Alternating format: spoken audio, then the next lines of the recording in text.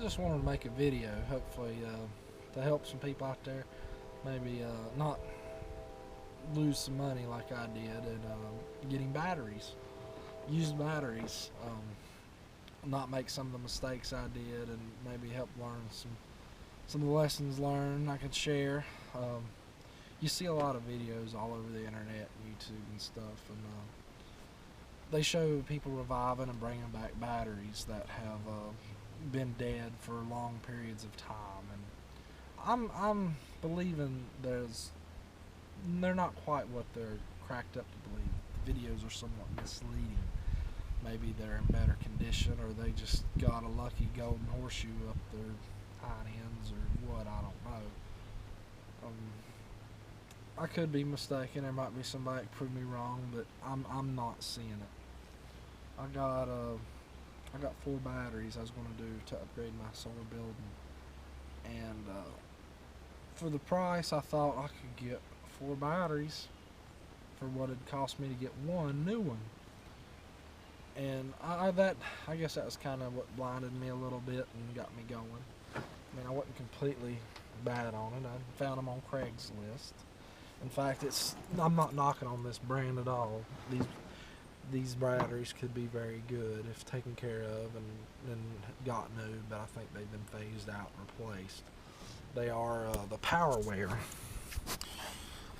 VRLA PWHR 12500W4FR. I got them batteries. They're about 140 amp hour batteries. I got them on Craigslist. I found them. The guy was asking 150 a piece for them. And I told him, times are tight. If he'd go 100 a piece on them. We went back and forth for a couple of weeks. He finally said, yeah, and we finally met up. So when I met up, I went to load test them, just a regular standard automotive load tester.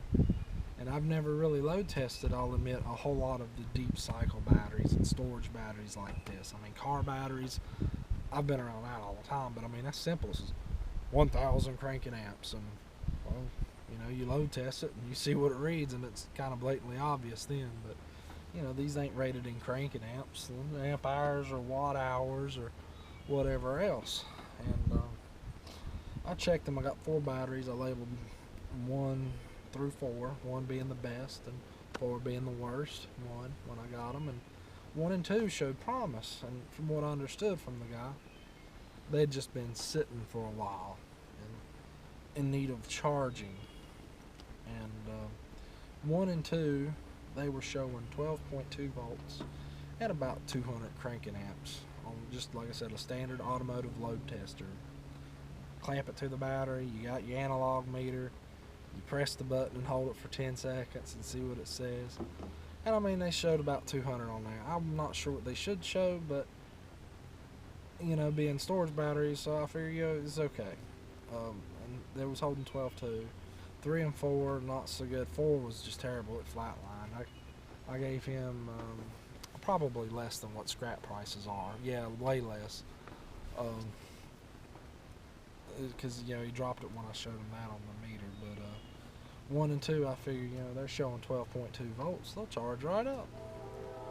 It's pretty close. But what I suspect he probably been charging on them like crazy before we met up, because I brought them home. I opened them up, checked their fluid in them. They're a sealed battery, AGM battery, so they got that mat there in between the plates. And I looked in there, and mostly okay, but some of them looked a little dry, quite a bit dry, and they were quite a bit dry. I was putting water in them. I was using an old vape bottle. It's a 120 milliliter bottle. It's taking about two or so of the bottles per cell, putting distilled water in there to bring water in there, and they sucked it in and let it set for a day and soaked it in, and got them good and moist in there and everything. And I started charging on them the next day, and I charged on them for about a week, and then I had to go to work for 3. I checked their voltage, and they 1 and 2 were still sitting at 12 too. After sitting, I let them sit a little while before I checked the voltage. And like I said, I was gone for 3 weeks. So I came back. The highest one was reading, what was it, 8 or 9 volts? 9 volts, I think it was. So they had obviously dropped back down again. So I put the desulfators on them, which I'm not against them, but I'm not 100% sold on them yet. And I got the cheap Chinese desulfator off Amazon, and I got the Battery Lifesaver BLS 1224B. So I got a cheap one and what should be a good desulfator. And yeah, only 2 desulfators and 4 batteries. I had them all 4 charging. Just charge as much as I can, keep an eye on the fluids, making sure the mats in there are still wet. And I'm charging on them for 2 weeks, and yeah, I'm not getting anywhere. And I finally broke down, got some copper wire, solid copper wire, and stripped the insulation off so I can, probe each cells. And I checked the voltage of each individual cell. You get the copper rod so you don't have to stick your leads to your multimeter in there and get the battery acid on it. But I checked each individual cell, and the ones that were good were showing over 3 volts charged, and they shouldn't be, but like maybe 2.5 probably.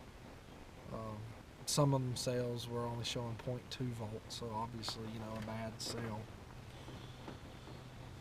And it's just not happening. I tried putting a little sulfuric acid, straight sulfuric acid in there, and supercharge it, maybe spike it up, get it to charge. Tried charging the cell individually. I tried charging, tried putting Epsom salt in it. I tried everything every trick in the book that you can find on the net about reviving batteries, and it just didn't work. I can't think of anything I didn't try, and just no luck. I mean, 1 or 2 cells in each battery at least, and sometimes 3 or 4 of them are just bad. And I'd pump it up to 15 amps, and I might could get it up to 13.5 was the highest I could get the voltage up while on the charger. It was 13.5 the highest, and the batteries are, I finally was starting to get mad. I got nothing to lose at this point. Just dumping volt amperage in there. They're getting hot. They're getting hot. It's obviously bad cells, and they're just not going to take. And I'd even tried cycling the batteries before then. It was a 1 amp load, but we'll call it 2 amps, just because I was running through the inverter, just for inverter inefficiencies. But they're approximately 140 amp hours and only run it for 30 minutes. Never got any better. That 1 and 2 cells bad, and the 2 what appeared to be good batteries are just draining it down, pulling the voltage down, pulling it. Them cells are obviously shorted, and I believe that's what you're going to run into with a lot of batteries trying to revive them. I mean, you might get lucky, but I think that's the downfall of most of all these batteries you see getting revived on the internet and on YouTube and wherever else. I was hoping I could get lucky. I bought tested, and so I guess the best thing to do is, if you're dealing with used batteries and you're seriously considering used batteries, you need to either see them charge, go up to, like these, you're supposed to charge up to 14.4 I believe, and then hold it there and then float them at 13.8. I couldn't even reach the float voltage because the 1 and 2 cells in there keeping you from reaching it. 13.5 is the highest you can get. You ain't even at float voltage yet. Some of them cells are pushing 3.5 volts, while others are at 0.2. Just ain't happening. But yeah, if you mess with used batteries, I'd say in addition to using your voltmeter and checking the voltage, put them on a charger before you pay for them. See them on a charger, go up to 14.4 and then float at 13.8, or even better yet, get your battery hydrometer so you can check the specific gravity in there. And if it's a sealed battery like this and you ain't got no liquid to soak up because it's absorbed into a mat like these AGM batteries, and you can do it with the flooded cell batteries too. Do like I did, get you some copper rods, some solid copper wire, strip off the insulation, and check each cell's voltage individually. Make sure they're balanced.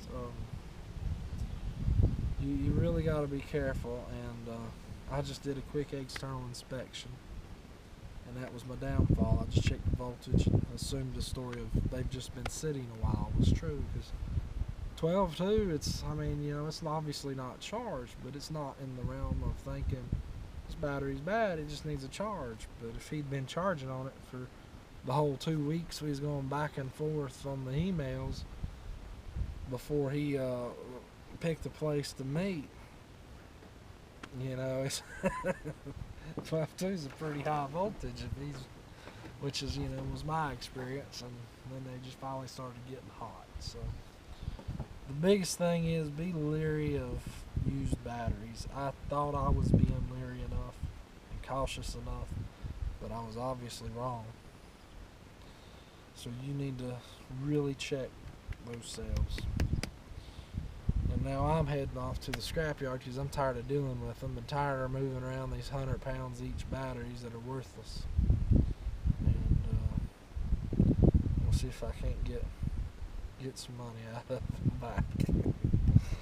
But appreciate y'all's time. Just wanted to share. If you got any questions or comments, you know, you can leave them down below, obviously. But I just wanted to put that out there and maybe save somebody some money and help them keep from making the same mistakes that I did.